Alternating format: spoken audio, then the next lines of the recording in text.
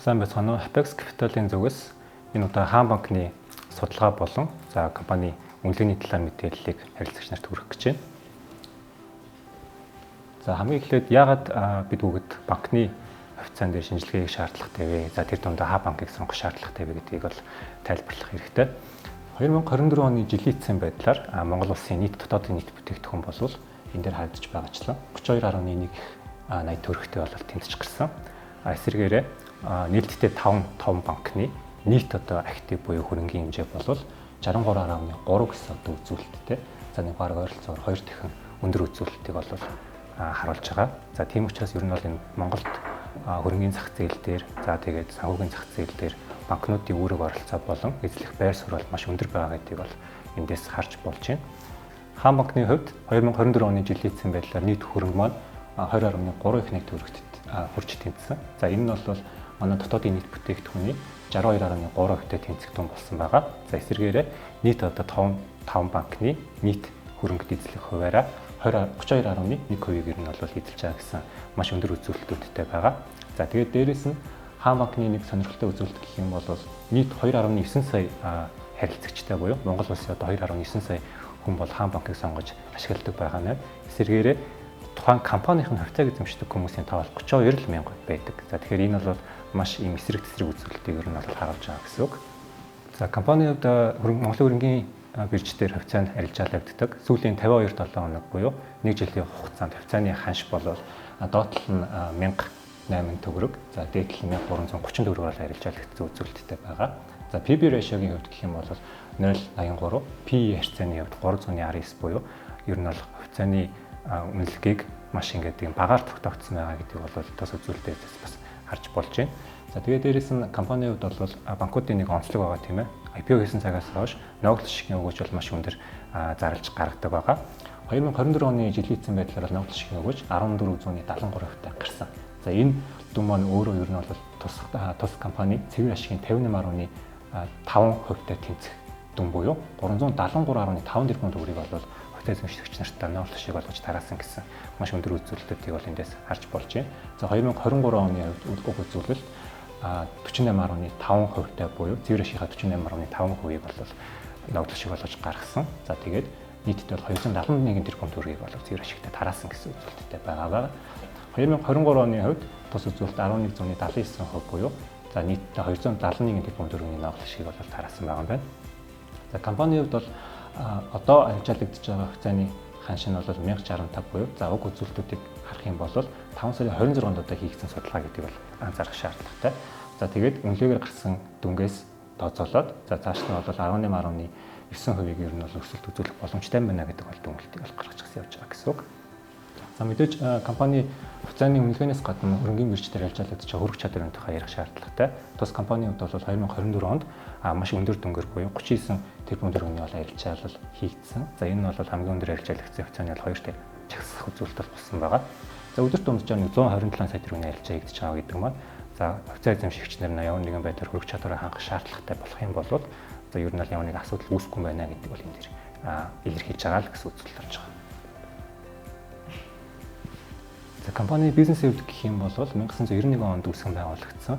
Тэгээд одоо 34 дэх жилдээ үйл ажиллагаа явуулж байгаа.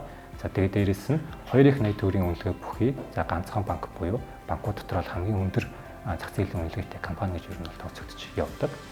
545 салбартаас гадна ер нь бол компани маань онцлог илүү тийм цахим бизнес рүүгээ чиглэсэн гэдэг утгаараа илүү их онлайн үйлчлэгчдүүдийг бол ингээд сайжруулж явж байгаа үзүүлэлтүүдийг ер нь бол та бүхэн энэ графикаас бол харж болж байна.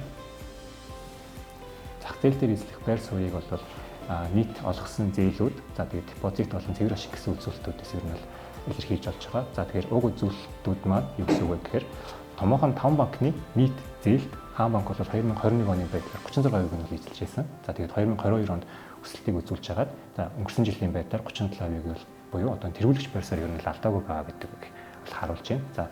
Депозит буюу харилцагч нараас татсан харилцагч нарын байршуулсан хөрөнгүүдийн хувьд бол бас тэргүүлэгч байр суурийг буюу 36%-ийг, цэвэр ашигын хувьд бол 43%-ийг буюу 5 банкны олж байгаа цэвэр ашигын бараг тал орчим хувийг нь хаан банк бол ингээд дүнгээр бол олж байгаа гэсэн маш өндөр үзүүлэлттэй байгаа. За хавцаа эзэмшлийн бүтцийг хараад үзэх юм бол олон нийт бол 14.2%-ийг нь эзэмшдэг. За хамгийн том хавцааг нь эзэмшдэг компани бол аж ахуй нэгж. За тэгээд 41 орчим хувийг нь HS Holding гэдэг компани эзэмшиж байгаа.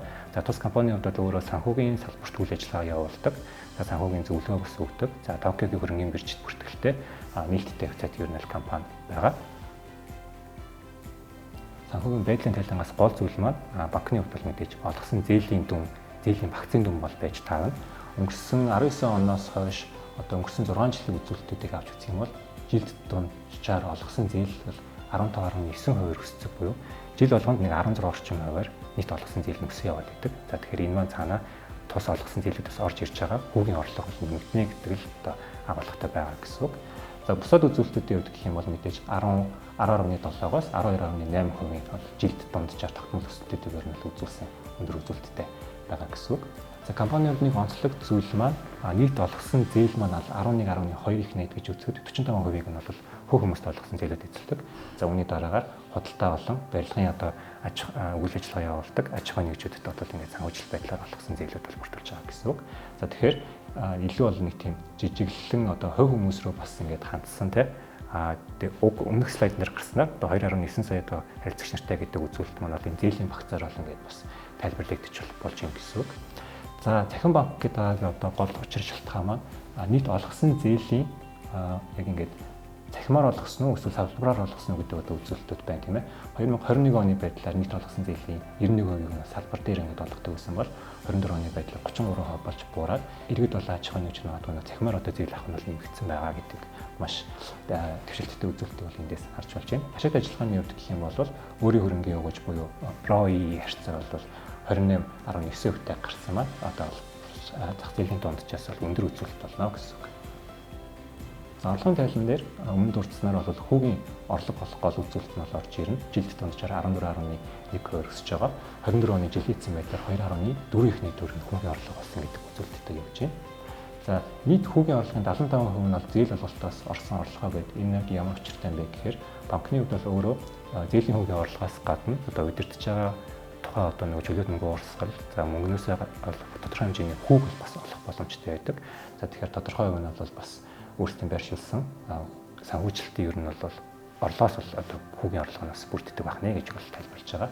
Нэг зүйлээс зөвхөн одоо шалтгаалаад бизнес нь явагддаг гэж хэлж болж байна. Өнгөрсөн жилүүдийн хүүгийн зардал болон орлогын харьцаа за төвөрөө шим маржингийн харьцааг авч үзэх юм бол 22 онд бол компани одоо хүүгийн зардал бол буураад өгөрцүүлэлт 35% буурсан. За тэг үүнийг дагаад төвөрөө шим маржин бол 33% бол өссөн байгаа харагдаж байна. Гэхдээ ерөнхийд дүр зургаар бол компанийн хувьд ашигт ажиллагааны хувьд бол маш доктортой өсөлттэй байгаа гэдэг бол энэ дээр харж болж байгаа.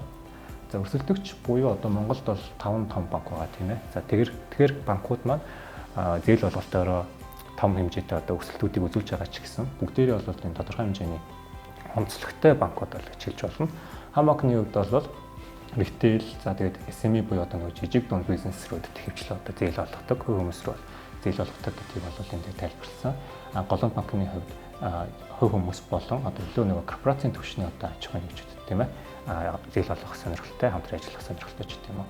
TTB болон төрийн банк хас банкны хувьд ч гэсэн одоо өөрсдийн гэсэн бас юм зорилттой тодорхой хэмжээний өөрсдийн гэсэн ялгаралтай ер нь байгаа бол зах зээл дээр л ажилладаг.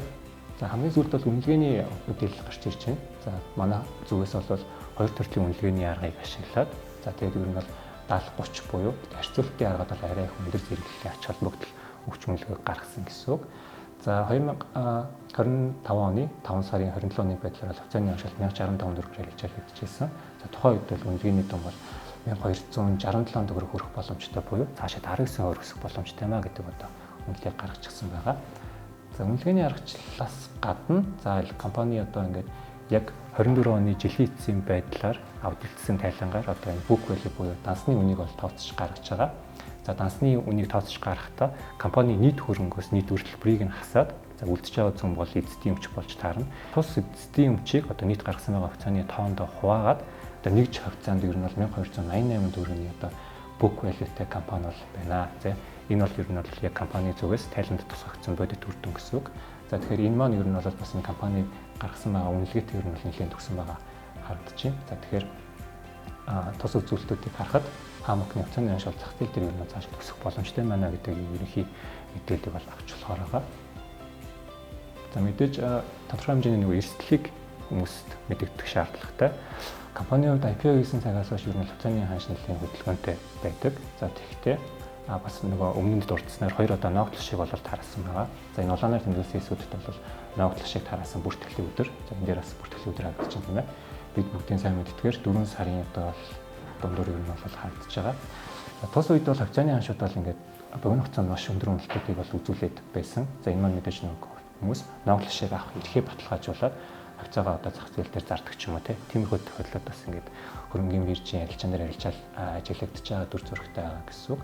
Тэгэхээр цаашид одоо компани зүгээс хувьцааг сонирхож байгаа хүмүүс бол тодорхой хэмжээний эдийн засгийн орчин болон банкны салбарын судалгааг бол нэлээд сайн хийх шаардлагатай болж таарна. За банкны хувьд бол мэдээж бодит үнцэнээс доогуур үнэлэгдэж арилжаалагдаж байгаа хувьцаа гэж ер нь тооцогдож явж байгаа. За тэгээд дээрэс нь арилжаа хийх үү, хөрөнгө оруулалт хийх үү гэдгээ ер нь бол бас ялгаж, салгаж, за ер нь бол өөрийн хөрөнгө оруулалтын шийдвэрийг гаргах шаардлагатай гэсэн үг.